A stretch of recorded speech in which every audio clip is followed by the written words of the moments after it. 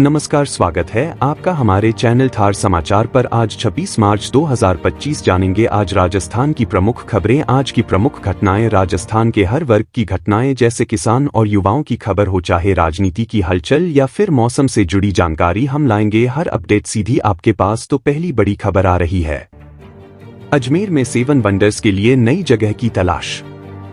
अजमेर शहर में 7 वंडर्स के निर्माण के लिए प्रशासन द्वारा एक नई जगह की तलाश की जा रही है।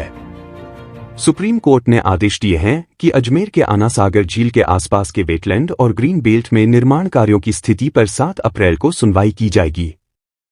प्रशासन ने इस इलाके में वेटलैंड को पुनः बनाने के लिए एक वैकल्पिक स्थान की तलाश शुरू कर दी है। इस पर विचार किया जा रहा है कि 7 अजमेर वंडर्स को ऐतिहासिक धरोहर से सटे स्थानों पर स्थापित किया जा सके, ताकि पर्यटकों के आकर्षण को बढ़ाया जा सके और प्राकृतिक संतुलन भी बना रहे।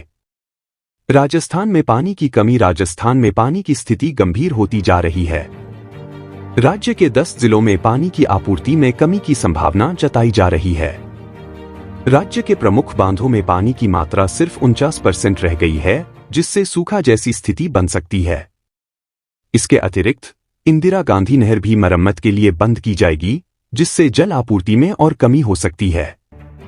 सरकार ने इस समस्या के समाधान के लिए जल पुनर्चक्रण और जल संचयन योजनाओं पर ध्यान केंद्रित किया है, ताकि इस संकट से निपटा जा सके। जयपुर अजमेर रोड पर राहत। जयपुर और अजमेर के बीच यातायात में पिछले कुछ समय से समस्या आ रही थी, लेकिन भांकरोटा में फ्लाईओवर के उद्घाटन के बाद अब इस रोड पर ट्रैफिक जाम की समस्या में काफी कमी आई है। यह फ्लाईओवर न केवल यातायात की गति को सुधारने में मदद करेगा, बल्कि यात्रियों के समय की भी बचत करेगा। इस फ्लाईओवर का उद्घाटन होने से जयपुर अजमेर रोड पर यात्रा करना अब और भी आसान और तेज हो जाएगा। जैसलमेर में पाकिस्तानी जासूस पकड़ा गया। जैसलमेर जिले के मोहनगढ़ नहरी इलाके में सुरक्षा बलों ने एक पाकिस्तानी जासूस को गिरफ्तार किया है। इस जासूस का नाम पठान खान बताया गया है, जिसे खुफिया जानकारी पाकिस्तान भेजने के आरोप में पकड़ा गया।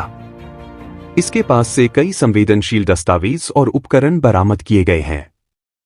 इस गिरफ्तारी से सुरक्षा एजेंसियों को पाकिस्तान द्वारा भारत में जासूसी करने के प्रयासों को नाकाम करने में सफलता मिली है।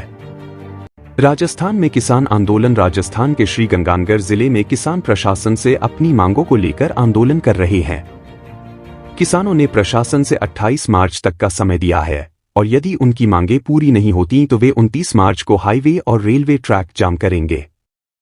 किसानों का कहना है कि उन्हें उचित मूल्य नहीं मिल रहा और सिंचाई के लिए पानी की आपूर्ति में भी लगातार कमी आ रही है।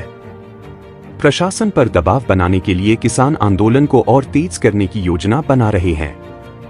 स्मार्ट शहर के लिए पहल। राजस्थान सरकार ने प्रदेश के विभिन्न शहरों को स्मार्ट सिटी बनाने की योजना के तहत कई महत्वपूर्ण विकास कार्यों की शुरुआत की है।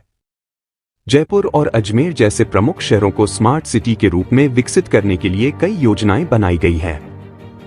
इन योजनाओं में यातायात व्यवस्था, जल आपूर्ति, सफाई व्यवस्था और शहरी विकास के लिए बेहतर बुनियादी ढांचे का निर्माण किया जाएगा, ताकि नागरिकों को बेहतर सेवाएं मिल सकें।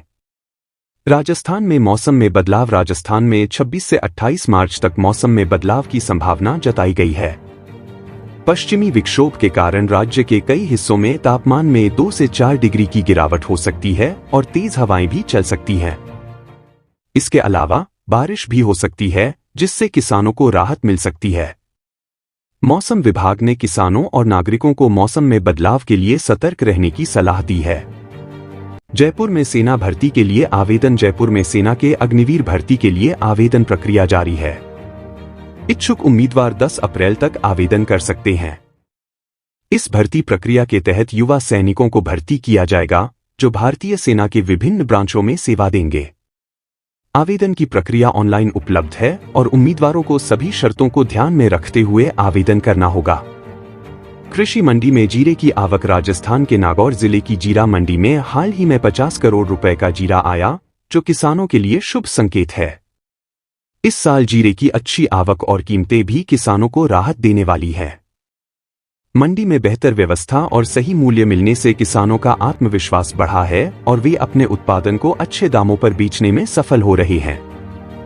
भ्रष्टाचार के खिलाफ एक्शन। राजस्थान में भ्रष्टाचार के खिलाफ एंटी करप्शन ब्यूरो ने हाल ही में कई स्थानों पर कार्रवाई की है।